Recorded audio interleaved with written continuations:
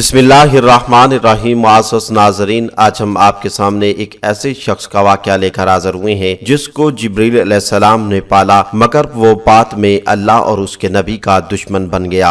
मुअज़्ज़ज़ नाज़रीन, इससे पहले कि हम आगे बढ़ें, आपसे गुजारिश है कि हमारे चैनल फैज़ी वॉइस को सब्सक्राइब करें और साथ दिए गए बेल आइकन पर भी लाज़मी क्लिक करें ताकि आपको हमारी हर आने वाली वीडियो का नोटिफिकेशन मिल सके। मुअज़्ज़ज़ नाज़रीन, फ़िरऔन की हलाकत के बाद बनी इसराइल इसके पंजे से आज़ाद होकर सब ईमान लाए और हज़रत मूसा अलैहिस्सलाम को खुदावंदे करीम का ये हुक्म हुआ कि वो 40 रातों का कोह तूर पर एतकाफ़ करें।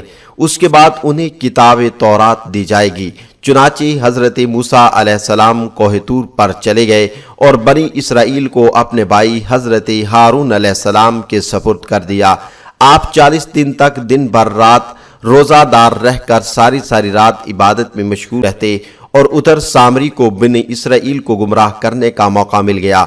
बनी इसराइल में एक हरामी शख्स था जिसका नाम सामरी था, जो तभी तौर पर निहायत गुमराह और गुमराह कर देने वाला आदमी था। उसकी माँ ने बरादरी में रुसवाई और बदनामी के डर से उसको पैदा होते ही पहाड़ के एक गार में छोड़ दिया था और हज़रत जिब्रील अलैहिस्सलाम ने अल्लाह के हुक्म से इसको अपनी उंगली से दूध पिला कर पाला था। इसलिए ये हज़रत जिब्रील अलैहिस्सलाम को पहचानता था। इसका पूरा नाम मूसा सामरी है और हज़रत मूसा अलैहिस्सलाम का नाम भी मूसा है। मूसा सामरी को हज़रत जिब्रील अलैहिस्सलाम ने पाला था और हज़रत मूसा अलैहिस्सलाम की परवरिश फ़िरऔन के घर हुई थी, मगर खुदा की शान के फ़िरऔन के घर पर परवरिश पाने वाले मूसा अलैहिस्सलाम तो खुदा के रसूल हुए और हज़रत जिब्रील अलैहिस्सलाम का पाला हुआ मूसा सामरी काफिर हुआ और बनी इसराइल को गुमराह करके उसने बछड़े की पूजा कराई। इसके बारे में आरफ ने क्या खूब कहा था, यानी जब कोई आदमी अज़ल से नेक बख्त नहीं होता तो वो भी नामुराद होता है और उसकी परवरिश करने वाले की कोशिश भी नाकाम और नामुराद होती है। देख लो, मूसा सामरी जो हज़रत जिब्रील अलैहिस्सलाम का पाला हुआ था वो काफिर हुआ और हज़रत मूसा अलैहिस्सलाम जो फ़िरऔन की परवरिश में रहे वो खुदा के रसूल हुए। इसका राज यही है कि मूसा सामरी अज़ली शक्की और पैदाइशी बदबख्त था, तो हज़रत जिब्रील अलैहिस्सलाम की तरबियत और परवरिश ने उसको कुछ भी नफ़ा ना दिया, वो काफिर का काफिर ही रह गया। और हज़रत मूसा अलैहिस्सलाम चूँकि अज़ली सईद और नेक बख्त थे, इसलिए फ़िरऔन जैसे काफिर की परवरिश से भी इनका कोई नुकसान नहीं हुआ। जिन दिनों हज़रत मूसा अलैहिस्सलाम कोह तूर पर एतकाफ़ कर रहे थे, सामरी ने आपकी गैर मौजूदगी को गनीमत जाना और ये फितवा बर्पा कर दिया कि उसने बनी इसराइल के सोने चांदी के जेवरात को मांग कर पिघलाया और उससे एक बछड़ा बनाया और हज़रत जिब्रील अलैहिस्सलाम के घोड़े के कदमों की खाक जो इसके पास महफूज थी, उसने वो खाक बछड़े के मुंह में डाल दी तो वो बछड़ा बोलने लगा। फिर सामरी ने मजमा आम में ये तकरीर शुरू कर दी कि ए बनी इसराइल, हज़रत मूसा अलैहिस्सलाम खुदा से बातें करने के लिए कोह तूर पर तशरीफ़ ले गए, लेकिन खुदा तो खुद हम लोगों के पास आ गया है और बछड़े की तरफ इशारा करके बोला, यही खुदा है। सामरी ने ऐसी गुमराह कुन तकरीर की कि बनी इसराइल को बछड़े के खुदा होने का यकीन हो गया और वो बछड़े को पूजने लगे और 12,000 आदमियों के सिवा सारी कौम ने चांदी सोने के बछड़े को बोलता देखकर उसको खुदा मान लिया और उसके आगे सरबसजूद होकर इस बछड़े को पूजने लगे। चुनाचे खुदावंदे कुद्दूस का इरशाद है, और मूसा के बाद उसकी कौम अपने जेवरों से एक बछड़ा बना बैठी, बेजान का धड़ था और गाय की आवाज़ करता था। जब 40 दिनों के बाद हज़रत मूसा अलैहिस्सलाम खुदाए अज़्ज़ा वजल से हम कलाम होकर तौरात शरीफ ले आए तो बस्ती में तशरीफ़ लाए और कौम को बछड़ा पूजते हुए देखा। आप पर बेहद गज़ब और जलाल तारी हो गया। आपने जोश गज़ब में अपने भाई हज़रत हारून की दाढ़ी और सर के बाल पकड़कर घसीटना और मारना शुरू कर दिया और फरमाने लगे कि क्यों तुमने उन लोगों को इस काम से नहीं रोका। हज़रत हारून अलैहिस्सलाम माज़रत करने लगे, जैसा कि कुरान मजीद में है, कहा, ए मेरी माँ जाए, कौम ने मुझे कमज़ोर समझा और करीब था कि मुझे मार डालें। तू मुझ पर दुश्मनों को ना हंसा और मुझे जालिमों में ना मिला। हज़रत हारून अलैहिस्सलाम की माज़रत सुनकर حضرت موسیٰ علیہ السلام کا غصہ ٹھنڈا پڑ گیا۔ اس کے بعد آپ نے اپنے بھائی حضرت ہارون علیہ السلام کے لیے رحمت اور مغفرت کی دعا فرمائی۔ پھر آپ نے اس بچڑے کو توڑ پھوڑ کر جلا کر اس کو ریزہ ریزہ کر کے دریا میں بہا دیا۔ پھر اللہ تعالیٰ کا یہ حکم نازل ہوا، جن لوگوں نے بچڑے کی پرستش نہیں کی وہ لوگ بچڑا پوجنے والوں کو قتل کریں۔ چنانچہ سامری سمیت 70,000 بچڑے کی پوجا کرنے والے قتل ہو گئے۔ اس کے بعد یہ حکم نازل ہوا کہ حضرت موسیٰ علیہ السلام 70 آدمیوں کو منتخب کر کے کوہ طور پر لے جائیں، اور یہ سب لوگ بچڑا پوجنے والوں کی طرف سے معذرت طلب کرتے ہوئے یہ دعا مانگیں کہ بچڑا پوجنے والوں کے گناہ معاف ہو جائیں۔ چنانچہ حضرت موسیٰ علیہ السلام نے چن چن کر اچھے 70 آدمیوں کو ساتھ لیا اور کوہ طور پر تشریف لے گئے۔ جب لوگ کوہ طور پر طلب معذرت اور استغفار کرنے لگے تو اللہ تعالیٰ کی طرف سے آواز آئی کہ اے بنی اسرائیل، میں ہی ہوں، میرے سوا تمہارا کوئی معبود نہیں۔ میں نے ہی تم لوگوں کو فرعون کے ظلم سے نجات دے کر تم کو بچایا ہے، لہٰذا تم لوگ فقط میری ہی عبادت کرو اور میرے سوا کسی کو مت پوجو۔ اللہ تعالیٰ کا یہ کلام سن کر یہ 70 آدمی ایک زبان ہو کر کہنے لگے، اے موسیٰ، ہم ہرگز آپ کی بات نہیں مانیں گے جب تک ہم اللہ تعالیٰ کو اپنے سامنے نہ دیکھ لیں۔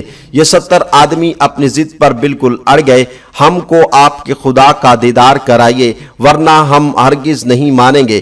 خداوند عالم نے فرمایا، حضرت موسیٰ علیہ السلام نے ان کو بہت سمجھایا کہ مگر یہ شریر اور سرکش لوگ اپنے مطالبے پر اڑے رہ گئے، یہاں تک کہ اللہ تعالیٰ نے اپنے غضب اور جلال کا اظہار اس طرح فرمایا۔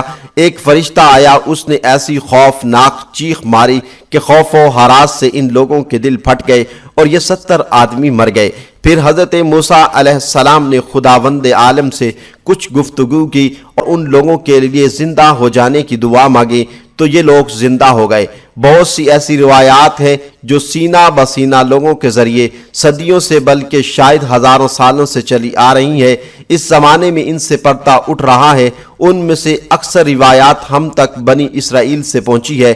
ان بنی اسرائیلی روایات کا کسی بھی مستند حدیث یا قرائن سے کسی صورت میں حتیٰ کہ آیات سے بھی حوالہ نہیں ملتا۔ چونکہ یہ روایات صدیوں سے چلی آ رہی ہیں اس لیے عوام اس کے سحر میں بری طرح مبتلا ہے۔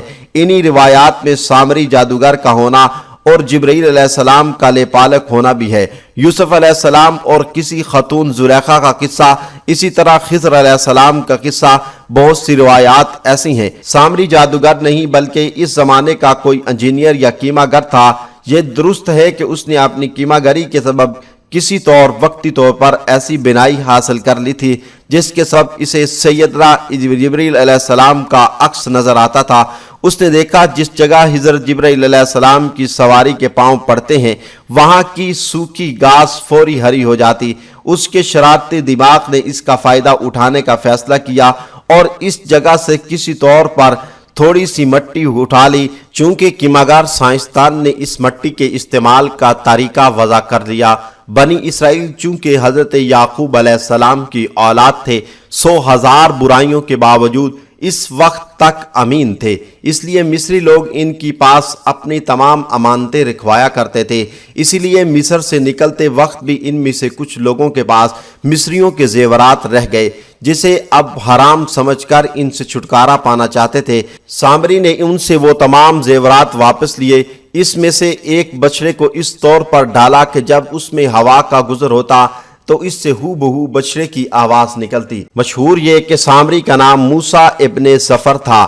ابن جریر نے حضرت ابن عباس سے روایت کیا ہے کہ موسیٰ سامری پیدا ہوا تو فرعون کی طرف سے تمام اسرائیلی لڑکوں کے قتل کا حکم جاری تھا۔ اس کی والدہ کو خوف ہوا کہ فرعونی سپاہی اس کو قتل کر دیں گے تو بچے کو اپنے سامنے قتل ہونا دیکھنے کی مصیبت سے یہ بہتر سمجھا کہ اس کو جنگل کی ایک غار میں رکھ کر اوپر سے بند کر دیا۔ کبھی کبھی اس کی خیر گیری کرتی تھی۔ ادھر اللہ تعالیٰ نے جبریل امین کو اس کی حفاظت اور غذا دینے پر مامور کر دیا۔ وہ اپنی ایک انگلی پر شہد اور ایک پر مکھن، ایک پر دودھ لاتے اور اس بچے کو چٹا دیتے، یہاں تک کہ یہ غار میں ہی پل کر بڑا ہو گیا اور اس کا انجام یہ ہوا کہ کفر میں مبتلا ہوا اور بنی اسرائیل کو مبتلا کیا۔ پھر قہر الہی میں گرفتار ہو گیا۔ موسیٰ علیہ السلام نے سامری سے پوچھا کہ تو نے یہ فتنہ کیوں اٹھایا؟ یہ شخص باجرو کا رہنے والا تھا، اس کی قوم گائے کی پرستش کرتی تھی، اس کے دل میں گائے کی محبت گھر کیے ہوئے تھی۔ اس نے بنی اسرائیل کے ساتھ اپنے ایمان کا اظہار کیا تھا۔ اس کا نام موسیٰ بن ظفر تھا۔ ایک روایت میں یہ ہے کہ یہ کرمانی تھا، ایک روایت میں یہ کہ اس کی بستی کا نام سامرا تھا۔ اس نے جواب دیا کہ جب فرعون کی ہلاکت کے لیے جبریل علیہ السلام آئے تو میں نے ان کے گھوڑے کی ٹاپ تلے کی تھوڑی سی مٹی اٹھائی۔ اکثر مفسرین کے نزدیک مشہور بات یہی ہے۔ سیدنا علی المرتضیٰ رضی اللہ تعالیٰ عنہ سے مروی ہے، جبریل علیہ السلام آئے تو موسیٰ علیہ السلام کو لے کر چڑھنے لگے تو سامری نے دیکھ لیا کہ اس نے جلدی سے ان کے گھوڑے کی سم تلے کی مٹی اٹھا لی۔ موسیٰ علیہ السلام کو جبریل علیہ السلام آسمان تک لے گئے۔ اللہ تعالیٰ نے تورات لکھی۔ موسیٰ علیہ السلام قلم کی تحریر کی آواز سن رہے تھے، لیکن جب آپ کو اپنی قوم کی مصیبت معلوم ہوئی تو نیچے اتر آئے اور اس بچڑے کو جلا دیا، لیکن اس اثر کی سند غریب ہے۔ اسی خاک کی چٹکی یا مٹھی کو اس نے بنی اسرائیل کے جمع کردہ زیوروں کے جلنے کے وقت میں اس میں ڈال دیا، جو بصورت بچڑا بن گئے۔ چونکہ بیچ میں خلا تھا، وہاں سے ہوا گھستی تھی، اس سے آواز نکلتی تھی۔ جبریل علیہ السلام کو دیکھتے ہی اس کے دل میں خیال گزرا تھا کہ میں اس کے گھوڑے کے ٹاپوں تلے کی مٹی اٹھا لوں تو میں جو چاہوں گا وہ اس مٹی کے ڈالنے سے بن جائے گا۔ اس کی انگلیاں اسی وقت سوکھ گئی تھیں۔ جب بنی اسرائیل نے دیکھا کہ اس کے پاس فرعونوں کے زیورات رہ گئے اور فرعونی ہلاک ہو گئے تو اب اس کو واپس نہیں ہو سکتے تو غمزدہ ہونے لگے۔ سامری نے کہا دیکھو اسی وجہ سے تم پر مصیبت نازل ہوئی ہے، اسے جمع کر کے آگ لگا دو۔ جب وہ جمع ہو گئے اور آگ سے پگھل گئے تو اس کی جی میں آیا کہ وہ اس خاک پر ہاتھ ڈالے، اس سے بچڑے کی شکل میں بنا لے۔ چنانچہ یہی ہوا، اس نے یہ کہہ دیا کہ تمہارا اور موسیٰ کا رب یہی ہے۔ یہی وہ جواب دے رہا ہے کہ میں نے اسے ڈال دیا اور میرے دل نے یہی ترکیب مجھے اچھی طرح سمجھا دی۔ کلیم اللہ علیہ السلام نے فرمایا تو نے نہ لینے کی چیز کو ہاتھ لگایا، تیری سزا دنیا میں یہی ہے، اب تو نہ کسی کو ہاتھ لگا سکے گا نہ کوئی تجھے ہاتھ لگا سکے گا، باقی سزا تیری قیامت کو ہوگی جس سے چھٹکارا محال ہے۔ ان کے بقایا اب تک یہی کہتے ہیں کہ نہ چھونا، اب تم اپنے معبودوں کا حشر بھی دیکھ لے، جس کی عبادت پر اوندھا منہ پڑا ہوا تھا اسے جلا کر راکھ کر دیتے ہیں۔ چنانچہ وہ سونے کا بچڑا اس طرح جل گیا جیسے خون اور گوشت والا بچڑا جلتا ہے، پھر اس کی راکھ کو تیز ہوا میں دریا میں ذرہ ذرہ کر کے اڑا دیا۔ مروی ہے کہ اس نے بنی اسرائیل کی عورتوں کے زیور جہاں تک اس کے بس میں تھا اس نے بچڑا بنایا، جیسے موسیٰ علیہ السلام نے جلا دیا، جسے موسیٰ علیہ السلام نے جلا دیا اور دریا میں اس کی خاک بہا دی۔ جس نے بھی اس کا پانی پیا اس کا چہرہ زرد پڑ گیا، اس سے سارے گوسالہ پرست معلوم ہو گئے۔ اب انہوں نے توبہ کی اور موسیٰ علیہ السلام سے دریافت کیا کہ ہماری توبہ کیسے قبول ہوگی۔ حکم ہوا کہ ایک دوسرے کو قتل کرو، اس کا پورا بیان پہلے گزر چکا ہے۔ پھر آپ نے فرمایا کہ تمہارا معبود یہ نہیں، مستحق عبادت تو صرف اللہ کی ذات ہے، یعنی تمام جہان اسی کا محتاج ہے، اسی کے متحد ہے، وہ ہر چیز کا عالم ہے، اس کے علم نے تمام مخلوق کا احاطہ کر رکھا ہے، ہر چیز کی گنتی اسے معلوم ہے، ایک ذرہ بھی اس کے علم سے باہر نہیں، ہر پتے کا ہر دانے کا اسے علم ہے، بلکہ اس کے پاس کی کتاب میں وہ لکھا ہوا موجود ہے۔